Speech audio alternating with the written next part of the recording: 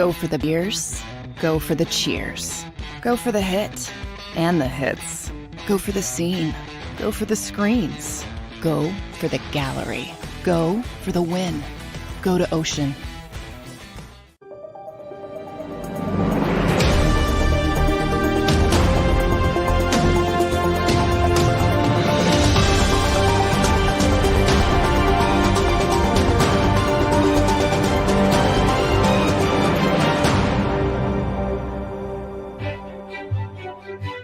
Did I hear it? Did I hear that right? Did I hear T-Mac do a little scoreboard watching there? 3.5 games out of first place. Did I hear a little scoreboard watching on April 29th? Don't tell me it's too early, ladies and gentlemen. Welcome to the Phillies Postgame Show here on JAKIB Media. My name is Marc Farzetta. This is brought to you by the wonderful people at Colony Pools. Let Colony Pools and Power Washing bring your home to life for the summer of 2023. Give our sponsor for the entire baseball season a call at 302-762-2250. That's 302-762-2250. If you're tired of seeing that green algae stain on your roof or on your deck or on your patio, you want to give our friends a call. And make sure if you live in Delco, Chester County, or in the state of Delaware, let Colony pressure wash your house and take the pressure off you. How about that? How about the Phillies? 4 series wins in a row. Why not get a little greedy and go for the sweep of the Houston Astros? It does help, and I know we can talk about the World Series, but who really cares about that right now? I mean, yes, we still very much care about it, and I was reading about Zack Wheeler, I believe it was in the Inquirer, talking about how he still needs to exercise the demons about the last time he played in Houston, last time he pitched in Houston, which he was just cruising until that Maldonado character crowded the plate. Maybe that's why he got a little back music. Certainly wasn't chin music, but maybe that's why he got plunked. I don't know. Just speculation. But let's talk about Zack Wheeler, our player of the game today, and how well he performed in this outing to notch a win for himself, improving to 3-1 on the season, lowering his ERA to 3.86. He goes 6 scoreless, allowing just 3 hits, allowing just 1 free pass, and he struck out 7. He was phenomenal tonight. And to see Aaron Nola and Zack Wheeler have back-to-back starts like that, it is a sight for sore eyes. We have talked about this bullpen figuring it out, and over this 4-series win streak that the Phillies have put together, we have talked about the bullpen putting it together. And we've talked about how well they have pitched, how dominant they have been, and really they've been the best in baseball over the last 7 days, statistically speaking, even more than that. And now this rotation over the last week of the season has really started to find its own way. The bullpen figured it out first, and now it looks like the starting arms are right there behind him in this rotation, which, by the way, personnel-wise is still figuring itself out, with Ranger Suarez set to come back in a few starts down there with Double-A Reading, and then he'll come back and join the big league ball club. But as this as this rotation starts to figure itself out personnel-wise, bottom line is what's most important is the production, and you've been getting that from Aaron Nola now, and you've been getting it for Zack Wheeler, and this was his best start of the season. Everything was working for Zack Wheeler in today's ball game, keeping guys off balance, keeping them guessing, using every inch of the strike zone that he was awarded today as the game went on, and he just pitched a masterclass. Any young pitchers out there, this is a game to watch. Last night with Aaron Nola, and today as well with Zack Wheeler. Pick it up really in the first inning. You see him go out there. He allowed 1 hit, and then he got Bregman out looking with a phenomenal slider to get out of that at bat. And then they roll into the second inning. In the second inning, he goes is dominant again. He allows just 1 hit in that inning, gets a couple of strikeouts. Absolutely beautiful. Third inning, cruise control at this point, a 1-2-3 inning, including setting up a 3-4-1 double play. It was just a beautiful sight to see. In that 5th inning, though, you started to see a little bit of an issue when he plunked Maldonado, and he did it with 2 outs. Now, here's the thing. Anytime a pitcher is going out there and he's painting corners and he's getting strikeouts, you think to yourself, all right, well, this guy's on cruise control, and then he plunks Maldonado right in the spine. Is he looking to put, at the time it was a 2-0 ball game. Phillies were only up 2 runs. I don't think he's going to put a runner on base at that point. So I'm going to go ahead and say he didn't mean to do it. And I know it's fun to talk about and kick around, but no, I don't think he meant to do it. That's my official ruling on it. And then the next thing you know, he's able to get out of that inning. Now, in the 6th inning, this is why I think Rob Thompson is such a good manager. And this is why I think the guys responded so well to him last year. He goes out there after Bregman strikes out. It was the 6th strikeout of the game for Zack Wheeler. The final pitch of that at bat was the 100th pitch for Zack Wheeler in the ballgame. So what happens? Rob Thompson goes out there and he says, "How are we feeling?" And Zack Wheeler's like, "I feel amazing. Let's keep this going." Sure enough, he then leaves him in there after his 100th pitch. 4 pitches later, he gets his 7th strikeout, striking out Bregman to end the inning, and that was it for Zack Wheeler. A dominant performance for the Phillies' other ace, as they both find their ace-like form in their last couple of starts here, so that's been nice to see. But it was a great decision by Rob Thompson, and it was great to see Zack Wheeler back up what he told his manager. "I'm good to go. Let's keep it cooking," and he cooked Tucker there for the final out of the 6th inning, and the Phillies were able to get out of it. Now, the Phillies did do a great job of being able to back up what Zack Wheeler was doing on the hill. For the first 3-4 innings of this game, nothing ball game, until Nick Castellanos popped the lid off of it by blasting a home run off Javier. Kyle Schwarber started out the 4th inning with a strikeout. Then Castellanos stepped up, and Javier, in a pitch prior to the home run, so 2 pitches prior to the home run, throws a slider to Nick Castellanos, and Nick Castellanos sees that slider, and it is a beach ball, man. That is a grapefruit coming in, just asking to be crushed. That hung up there like nobody's business. I think Javier then came back with a fastball and then threw a slider again and hung this one worse than the previous one. And I think the official measurement was 426 feet for a home run for Nick Castellanos. Scusi, 416 feet. This ball would have just kept traveling if it wasn't for that big wall there in left field and the train tracks, of course.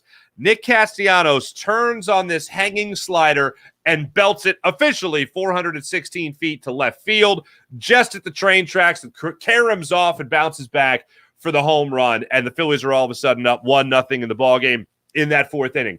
Talk about guys that have figured it out, like we've talked about the bullpen, and we've talked about the rotation and Wheeler and Nola. I mean, Nick Castellanos has absolutely figured this out.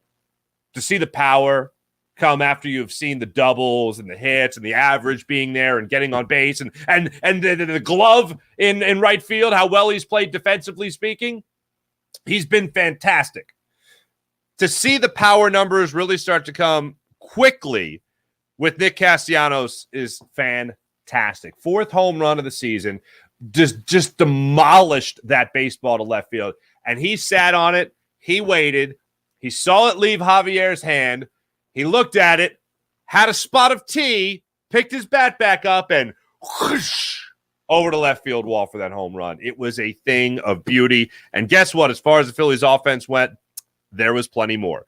After that, JT Realmuto, or Brandon Marsh steps up. He gets a double. He continues to hit. JT Realmuto, while he's at the plate, they throw a wild pitch. Marsh goes to third.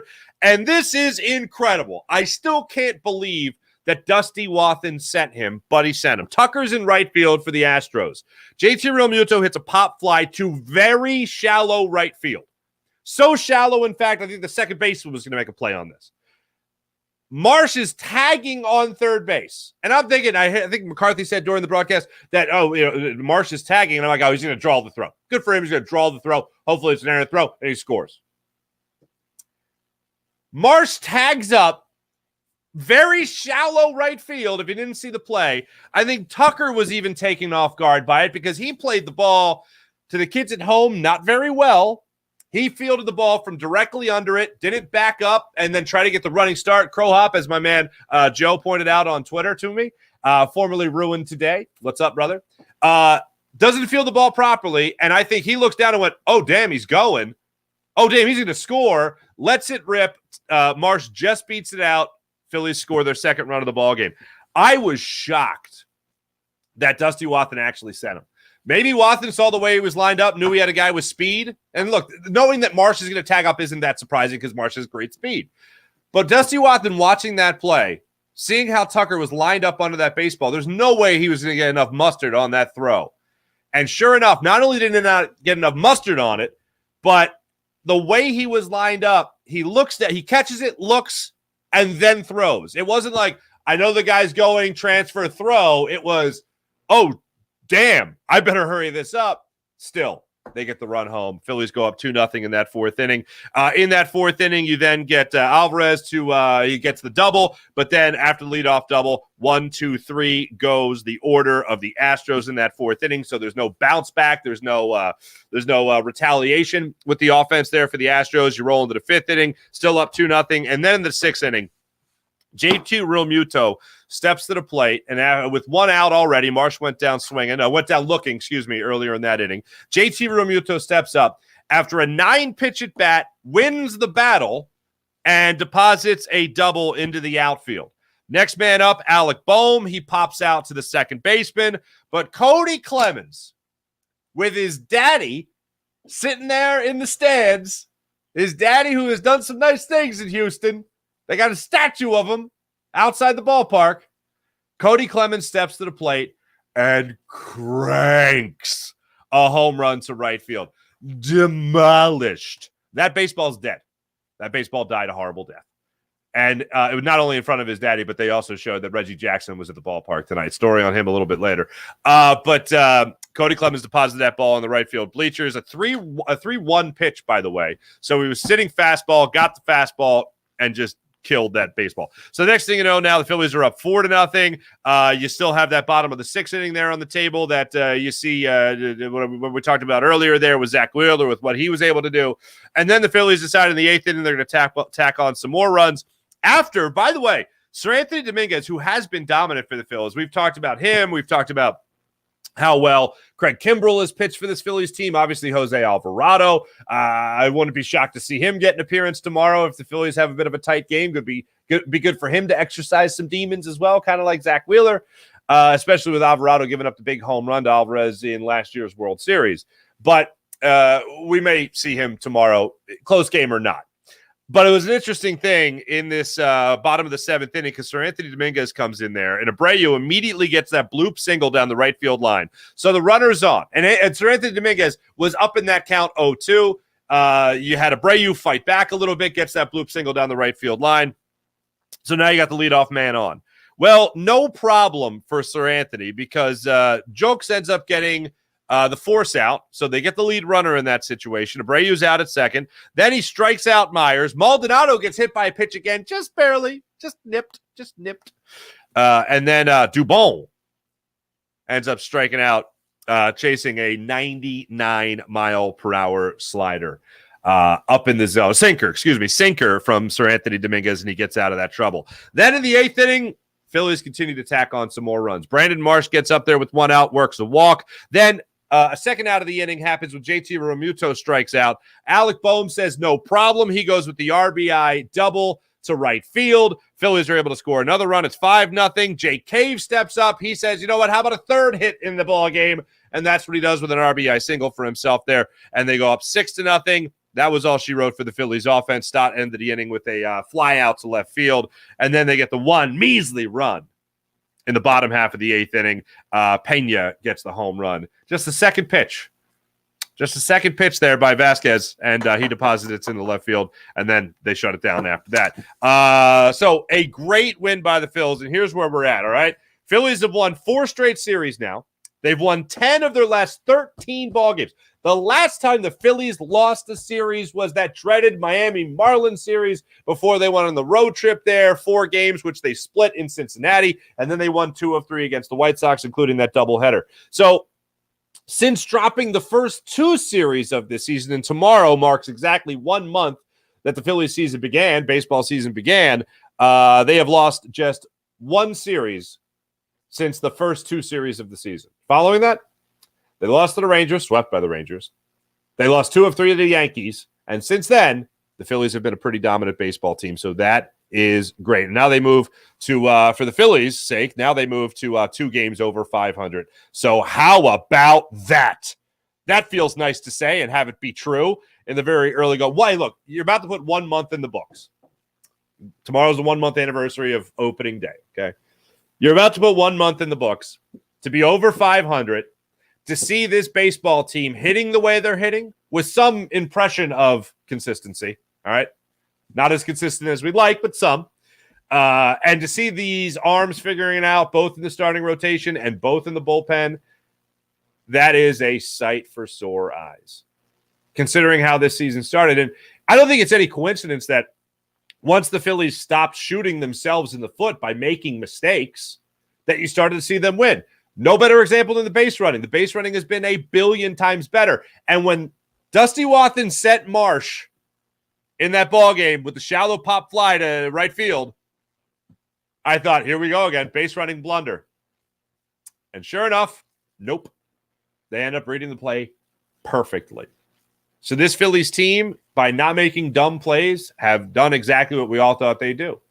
They have not shot themselves in the foot. They have not made dumb plays, and they have helped turn the early portion of this season around. Well, all of a sudden, 2 games over 500 seems a lot better than what it could have been just 2 weeks ago with this Phillies squad. So that is great to see for the Phillies. In total, they get the 6-1 victory over the Astros tonight, and that is wonderful. As far as those standings go, let's go ahead and take a look, as they were referencing it on the broadcast today. But it is a lovely, lovely thing to look at the standings and see that the Phillies are just right there, 3.5 games out of first place behind the Braves. And, of course, unfortunately, they got the Mets in front of them, and they are even Stevens right now with the Miami Marlins. They're only 1 loss worse. So the Mets are 15-12, and the Phillies are 15-13, as are the Marlins. Damn you, Braves. They are 18-9 on the young season. Well, not so young anymore. Just about to be a month old, which is adorable. You know what? Let's get really crazy. You want to get nuts? Let's get nuts. Wild card-wise, the Phillies are in the wild card. There's a 3-way tie for the wild card, okay? And the Phillies are tied with the Cubs and the Marlins. So there we are. About 1 month into the season.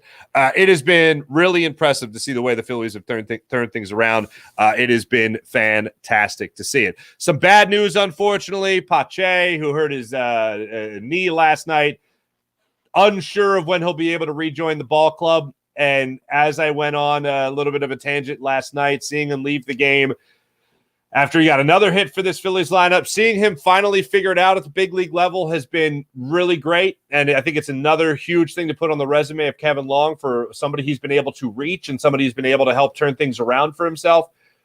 Seeing him shut things down now is a shame, is a big shame, because things were certainly figuring themselves out for Christian Pache of the Phillies. So that was some sad news. Hopefully things won't be too bad, and it'll be a quick recovery for him and his knee.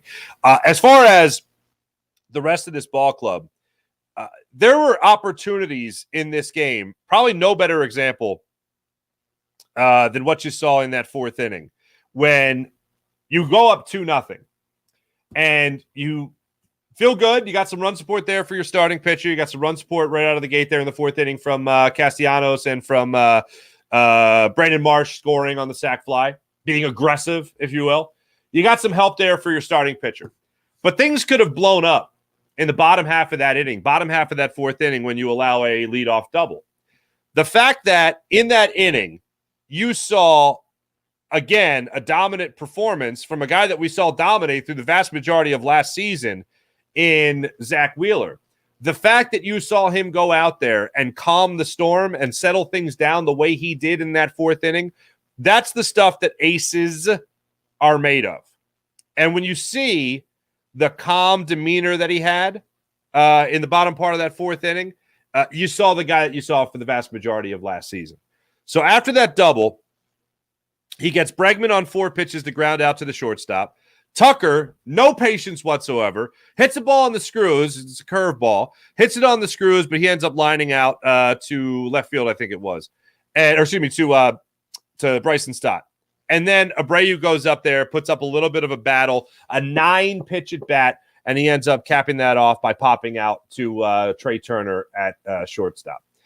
That's the kind of poise that you want to see from the guy that's your 1 or 1A in your rotation. And the fact that he was able to get you those 6 innings in total, the fact that at 100 pitches, he said, yeah, nice to see you, Rob, but you could go back to the dugout now. Thanks. Good to see you. Hope everything's well. See you in a minute.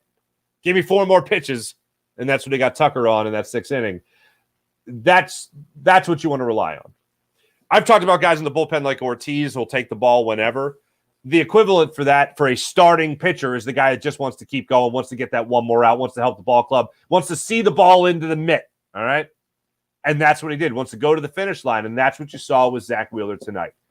Helped out his team tremendously just overall by his performance, and then helped out his bullpen by making sure he get that one more third of an inning to make sure a bullpen guy wasn't burnt with just getting the one out, or a bullpen guy wasn't using the one up down that everyone's so worried about now in baseball when it comes to relief pitchers and even starting pitchers. That's a lot of up downs. It's only 80 pitches, but it's a lot of up downs. Okay. Zack Wheeler helped get to it. He pushed a little bit harder tonight. And he's no stranger to going over 100 pitches by any means. But tonight in particular, where he had the opportunity to help out his ball club, decided to push it for 4 more pitches at least, he helped out his ball club tremendously by being able to do that. And guess what? After that inning, the Phillies bats continued to support the arms. That's when you started tacking on some more runs. You doubled your score, you doubled your lead by the 6th inning, and then you tacked on a couple more there in the 8th inning as well. So a great team win for the Phillies tonight. Everyone was clicking on all cylinders. And when it comes to this lineup, really figuring things out, I don't think there's any better example than tonight of how well they performed. Because you look at this, Stott and Turner tonight were a combined 1 for 10. Your table setters were a combined 1 for 10. Turner had a hit late in the ball game. Nice little bloop fell in for him. Good. Hopefully that gets his confidence going. His batting average, I think, got down to 257 maybe before that hit. So now above 260 again. Good for him. But you see performances like tonight from Cody Clemens, who got you the big home run earlier in the ball game, and then you see a big performance from a guy like Jake Cave, who had the 3-hit performance tonight. We talk about it a lot throughout the season. Pache had come up with some big hits. No better example than just last night. So these guys that are the guys that are under the radar, for them to step up and pick up for guys, especially when you're struggling, 1 for 10 in your 1-2 hitters. You go 1 for 14 when you consider Stott was 0 for 5, Turner was 1 for 5, Schwarber was 0 for 4, but he did have a walk. You need some other guys in the lineup to pick them up. Jay Cave was there for the taking, had a couple of doubles today, and the first double he had was a straight-up hustle double. He had no business making that a double, but my man busted it around first base and stretched that single into the double, which was great. And then he did it again later in the ball game, a little bit more of a comfortable double, I'll call it that, and then he stepped up with a single as well. And I mentioned Clemens coming up. You had Bohm come up with a couple of doubles tonight as well. And that's really how you won the ball game. It seemed like everybody was contributing, except in this one instance for your table setters. Trey Turner has had some struggles lately. We all know that. When he gets on base, he can still be that threat to steal, as we all know. Tonight was going to be an example of that when you're up 5, at that time 6 runs, before they got the run there in the bottom of the 9th inning. But that was a great sign to see these guys at the bottom of the order really step up and help carry this ball club when they needed it. When they needed base runners, these guys got base runners. These guys became base runners. When they needed big hits, these guys got big hits, whether that be Clemens or Cave tonight. That was a great sign to see that at the bottom of the order. Other than your 1, 2, 3 guys, Castellanos 2 for 4, 2 for 5, Marsh 1 for 4, Real Muto had another multi-hit game. Bohm another multi-hit game. Clemens had the 1 hit, and Cave had 3 hits for you tonight, which was great. Now here's the rub. Okay, where's the rub? Here's the rub. Phillies are on national television tomorrow night. Sunday Night Baseball, 7:00 start time. And after really pitching-wise dominating the first 2 games of this series and getting a little bit of revenge. I mean, Nick Castellanos talked about it after the game last night, about how Orbit, the mascot of the Houston Astros, he's big shot is what he is from old Sixers days, okay? But Orbit is out there, and Orbit apparently was showing a World Series ring off to members of the Phillies ball club. And Nick Castellanos is like, do you expect me not to see that? Like, how am I supposed to do it? You think I don't take that personally? Like, haha, that's funny. That's great. Your job is to entertain the masses here at in Houston. But you don't think anyone in that dugout didn't take offense to that? We all took offense to that. That doesn't rub us the right way. So it's definitely on their minds. And after they played so great, trying to exercise demons in Houston, now they're going to go on national TV. I hope this is a declaration game for all of Major League Baseball. That Bryce Harper isn't here yet, but he's back soon. Ranger Suarez, we don't have a full rotation yet, but he'll be back soon. Like, we don't have the marquee. Even Trey Turner not playing that well so far, and his average dipping below the 260 mark, now back up over it. This will hopefully be a declaration game for a national audience that the Phillies are back, baby. 1 month of the season, they needed a nice warm-up, and they've warmed up. But I'm hoping this game tomorrow night, you have Bailey Falter on the mound, so you'll have a lefty going up against Urquidy, going there for Houston. And Jose Urquidy will get the start there for Houston.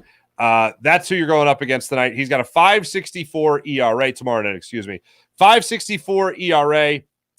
In his last start, not go so well. 6 earned runs, 2 2/3 innings. Combine his last 2 starts, he's allowed 10 runs in 7 innings of work in total over his last 2 starts. So Phillies, now granted, they were against Toronto, who's really turned it on, and it was against the Rays. His last start was against the Rays, who I don't know if you've seen what the Rays are doing, but they're pretty good at baseball this year. So there's that.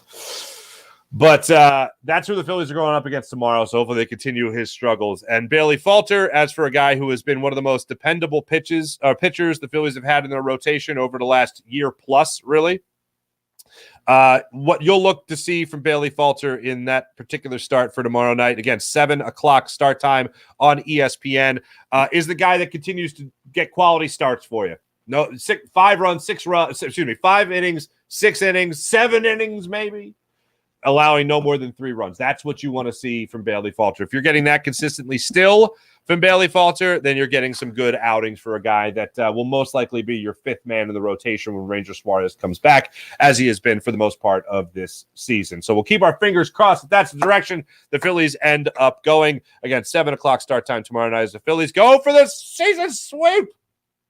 Series sweep of the Houston Astros, as I get carried away with myself. Phillies Postgame Show brought to you by the great people of... Oh, wait, hold on a minute. Let me see what everyone's up to in that chat. My bobblehead's falling over? Oh, no! You know who that is, people? Oh, can you see? Is it focused? Are we not focusing? Are we focused yet? Ham Porter, baby. Ham Porter. You're killing me, Smalls. Anyway, thank you. Thank you, Kenneth Lane. Appreciate you. Good looking out. Turner needs to go back to leadoff. Hits much better in that spot, says Eric Schmidt. I'm not messing with Stott. I know he was 0 for 5 today, but that's a bit of a rarity. And I think the table setting right here is fantastic. If you need a shake up, maybe you shake it. If it doesn't work out tomorrow against the guy who's given up 10 runs in his last 2 starts, that may be a little bit of a shake up there.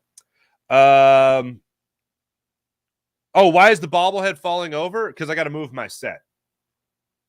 Actually, too much chaw. Yeah, too much chaw. Anyway. Joe Zim, I really like how Nola and Wheeler responded this weekend. John, I'm with you on that one. Zach Hine. What's going on? Nice to see you again, Zach. Good thing they gave Maldonado a chance to hit with that big average. Yeah. Boop. Timo Leon?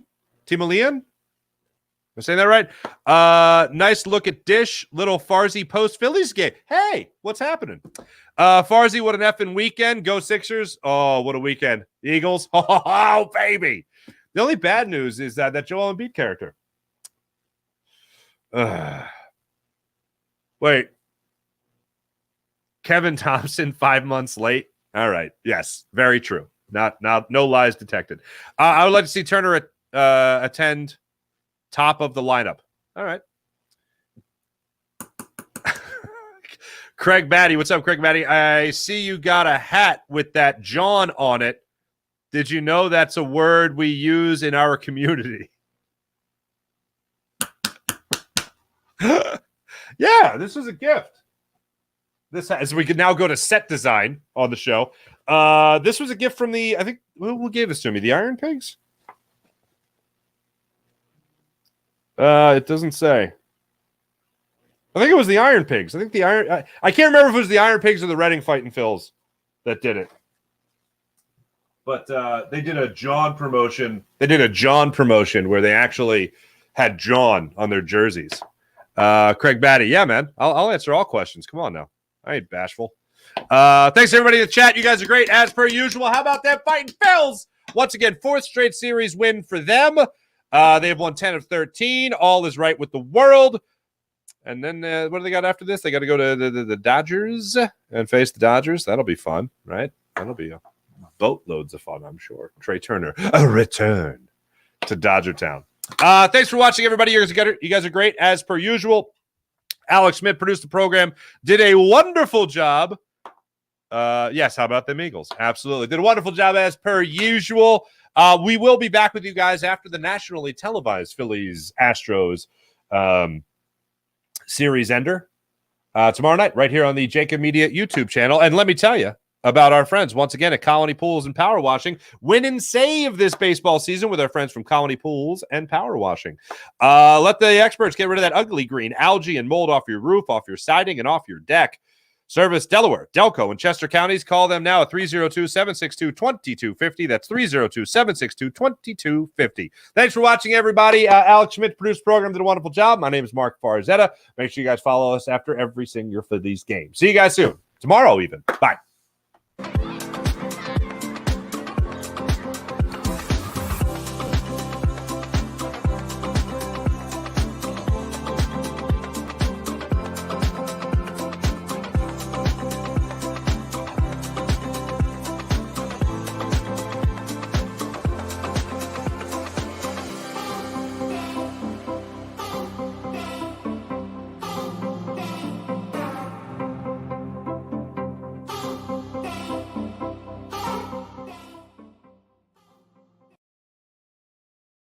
Heading down the shore, have a ball once more. Here, imaginations run wild and time stands still.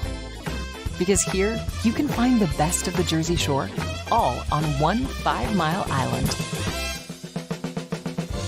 So leave the old you behind and get lost in the woods. Wild, wild, wildwood days.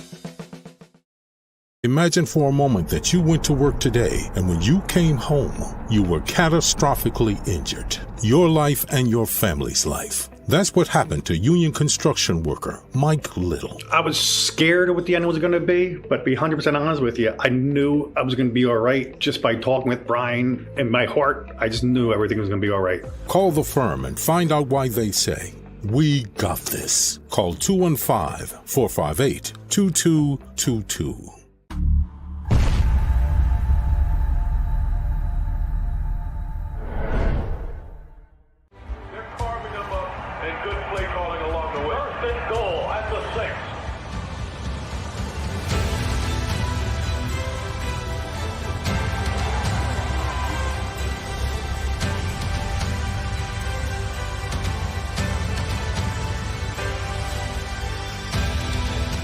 Field of life, First Trust Bank is there for you.